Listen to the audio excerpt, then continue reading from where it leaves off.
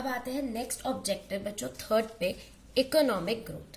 ध्यान से देखेंगे कि गवर्नमेंट अपने बजट से, यानी गवर्नमेंट अपने रिसीट से या गवर्नमेंट अपने खर्चों से इकोनॉमी में ग्रोथ कैसे ऑब्जेक्टिव अचीव करती है। बच्चों हमने नेशनल इनकम में पढ़ा है इकोनॉमिक ग्रोथ। मैंने बताया था रियल जीडीपी जो होता है या रियल नेशनल इनकम, वो इंडिकेटर होता था इकोनॉमिक ग्रोथ का। ऐसा क्यों? क्योंकि हमने कहा रियल जीडीपी होता है P0 इंटू Q1, जहां प्राइजेस तो कांस्टेंट रहते थे और सिर्फ क्या चेंज होता था? आउटपुट। और आउटपुट अगर बढ़ता है तो ही क्या होती है? Economic growth. तो यहां हमने कहा इकोनॉमिक ग्रोथ अगर अचीव करनी होगी गवर्नमेंट को, तो गवर्नमेंट रियल जीडीपी बढ़ाएगी। कुछ नहीं है रियल जीडीपी का मतलब आउटपुट, यानी production of goods and services बढ़ाएगी, तो उससे लोगों को काम मिलेगा, जिससे एम्प्लॉयमेंट होगी, इनकम बढ़ेगी और क्या हो जाएगी? Economic growth. तो गवर्नमेंट चाहती है इकोनॉमी में ग्रोथ हो, जिसके लिए उसको रियल जीडीपी यानी आउटपुट यानी वॉल्यूम बढ़ानी पड़ेगी गुड्स की और सर्विसेज के प्रोडक्शन की। जिसके लिए वो क्या क्या कर सकती है। अब गवर्नमेंट के पास दो चीजें भाई, या तो खर्चे करेगी या रिसीट। तो गवर्नमेंट क्या करेगी इकोनॉमिक ग्रोथ के लिए? ध्यान से देखो, इंफ्रास्ट्रक्चरल इन्वेस्टमेंट्स करेगी इन डिफरेंट सेक्टर्स, ताकि प्रोडक्शन हो सके। जैसे हमने कहा एग्रीकल्चर सेक्टर अगर पीछे चल रहा होगा तो वहां पर टेक्नोलॉजी लाएगी, मशीन्स देगी, ट्रैक्टर्स देगी, यानी इंफ्रास्ट्रक्चरल इन्वेस्टमेंट करेगी इन डिफरेंट सेक्टर्स, ठीक है, ताकि वो प्रोडक्शन कर पाए।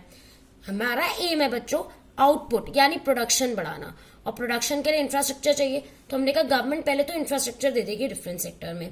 दूसरा, हम चाहते हैं प्रोडक्शन बढ़े, तो हमें प्रोड्यूसर्स को कोई लालच या इंसेंटिव देना होगा कि भाई तुम प्रोड्यूस करो, हम तुम्हें टैक्स की छूट देंगे। अगर मान लो गवर्नमेंट कहती है टैक्स बढ़ा रही हो, तो वो कहेंगे यार प्रोडक्शन नहीं करते, यार टैक्स देना पड़ रहा है। वरना गवर्नमेंट ने कहा डरो मत, मैं चाहती हूँ इकोनॉमी में ग्रोथ हो, मैं चाहती हूँ प्रोडक्शन हो, इसलिए मैं तुम्हें क्या दूंगी? टैक्स कंसेशन दूंगी, इंसेंटिव्स दूंगी, सब्सिडीज दूंगी। किसको? प्रोडक्टिव वेंचर्स को। वेंचर्स मतलब फर्म जो प्रोड्यूस करती हैं, उन्हें वो टैक्स कंसेशन और सब्सिडी देगी। दिख रहा है? तीसरा देखेंगे एनकरेज सेविंग्स एंड इन्वेस्टमेंट। अब ये देखते हैं क्या है क्लियर। और सेविंग्स एंड इन्वेस्टमेंट से इकोनॉमिक ग्रोथ का क्या लेना है बच्चों? ध्यान से देखना, ध्यान से देखो।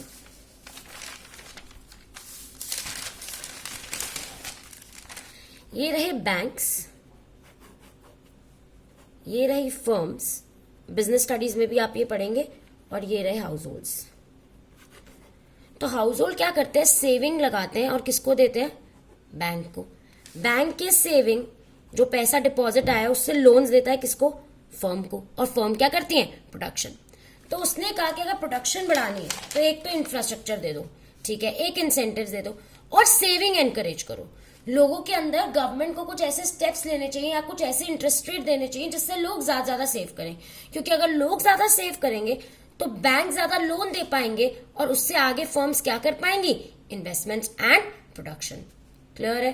तो सेविंग बैंक के पास जाती है, बैंक्स आगे लोन दे देते हैं फर्म को।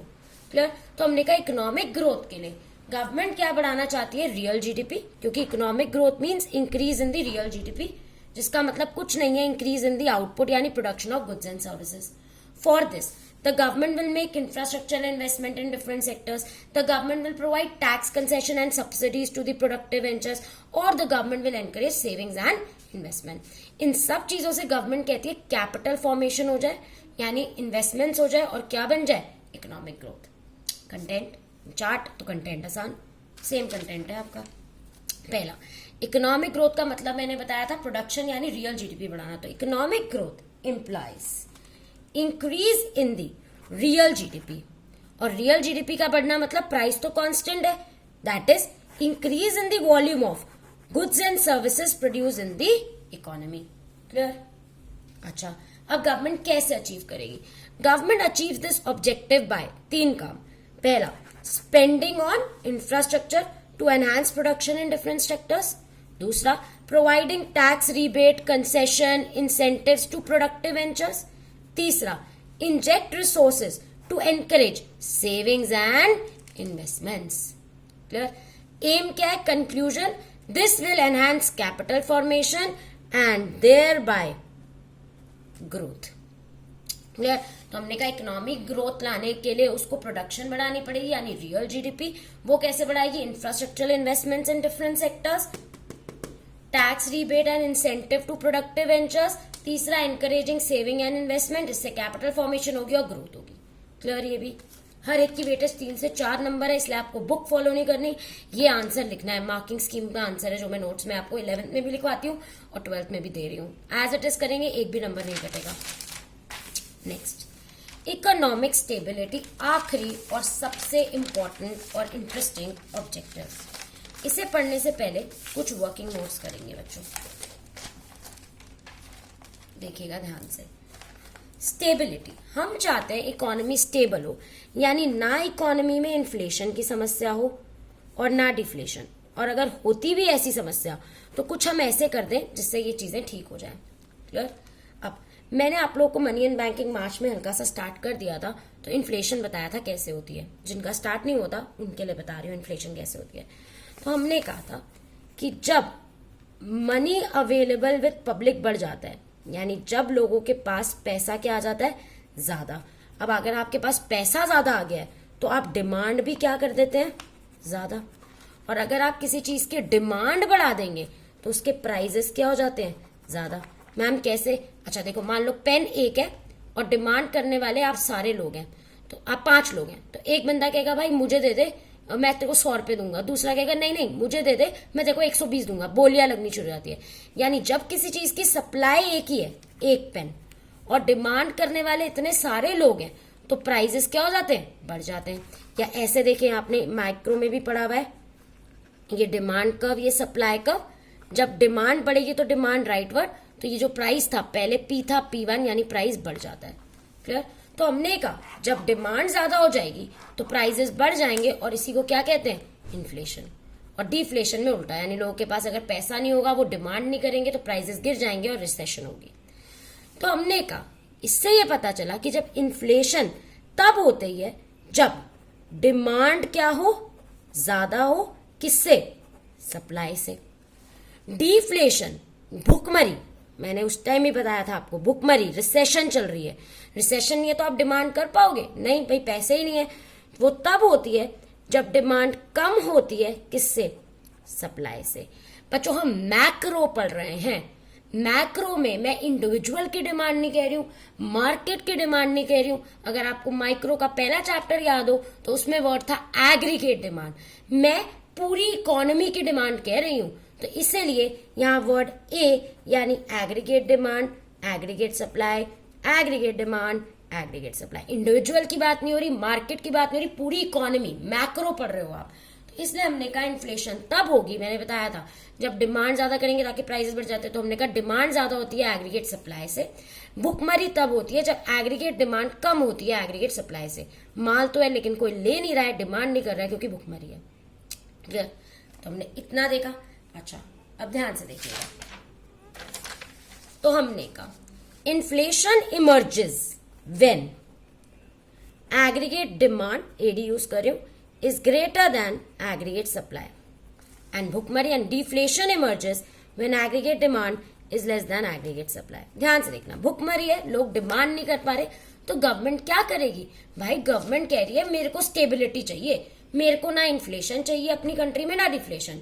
तो गवर्नमेंट अपने बजट से, बजट में 2 ही चीजें, गवर्नमेंट या तो खर्चा करती है या टैक्स लेती है, रिसीट, उससे कैसे ये ठीक करेगी वो देखना है। तो हमने कहा अगर भुखमरी होगी तो गवर्नमेंट कहेगी रो मत, मैं टैक्सेस कम कर देती हूँ तुम लोगों के लिए। क्लियर? ताकि तुम चीजें खरीदो, डिमांड करो, कोई बात नहीं, मैं टैक्सेस कम कर देती हूँ। क्लियर?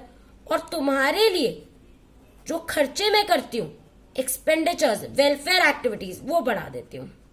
तो गवर्नमेंट ने क्या किया, गवर्नमेंट ने कहा कि क्योंकि डिमांड कम थी और रिसेशन थी, लोग चीजें नहीं ले रहे थे, तो मैंने कहा टैक्सेस कम कर दो, और जो लोगों के वेलफेयर के लिए खर्चे होते हैं, इन्वेस्टमेंट वगैरह, वो करना शुरू कर दो ताकि उनको एम्प्लॉयमेंट मिले, उनकी इनकम बढ़े और डिमांड। अगर ऑलरेडी डिमांड ज्यादा है और इन्फ्लेशन है, गवर्नमेंट कहेगी भाई रहने दो, अब तो मैं तुम्हारे टैक्सेस बढ़ा रही हूं, तुम बहुत ज्यादा डिमांड कर रहे हो, डिमांड कम करनी है मुझे, इन्फ्लेशन नहीं चाहिए, मैं टैक्सेस बढ़ा रही हूँ और एक्सपेंडिचर कम कर रही हूँ।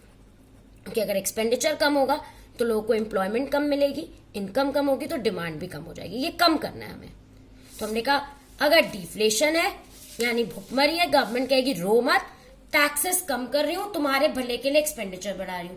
इन्फ्लेशन में उल्टा, भैया बहुत डिमांड कर रहे हो, अच्छा लो टैक्सेस बढ़ा रही हूं और खर्चा नहीं करूंगी अब तुम्हारे लिए, एक्सपेंडिचर कम।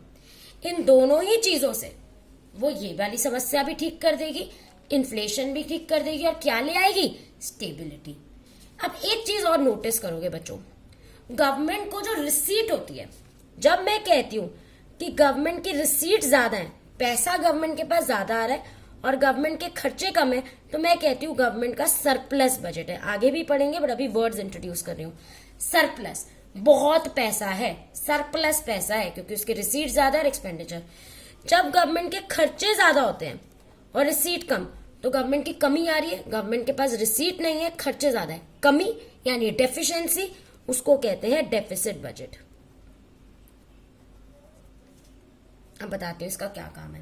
क्लियर? तो पहले तो ये चार्ट बनाएंगे आप। क्लियर? ये चार्ट कैसे बनाया मैंने, ध्यान से देखेंगे दोबारा क्योंकि बहुत इंपॉर्टेंट है।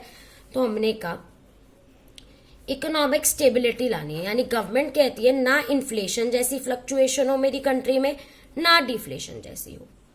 डिफ्लेशन यानी भुखमरी में होता क्या है, तो हमने कहा लोग डिमांड कम करते हैं सप्लाई के मुकाबले, इन्फ्लेशन डिमांड ज्यादा है, सप्लाई कम है। क्लियर? तो हमने कहा अगर ऐसी सिचुएशन है, भुखमरी है, यहां लिख लिया करो नोट्स में, पेपर में मत लिखना। हमने कहा गवर्नमेंट कहेगी रो मत, मैं टैक्सेस कम कर रही हूं और तुम्हारे फायदे के लिए जो एक्सपेंडिचर्स हैं पब्लिक वेलफेयर के लिए वो बढ़ा देती हूँ।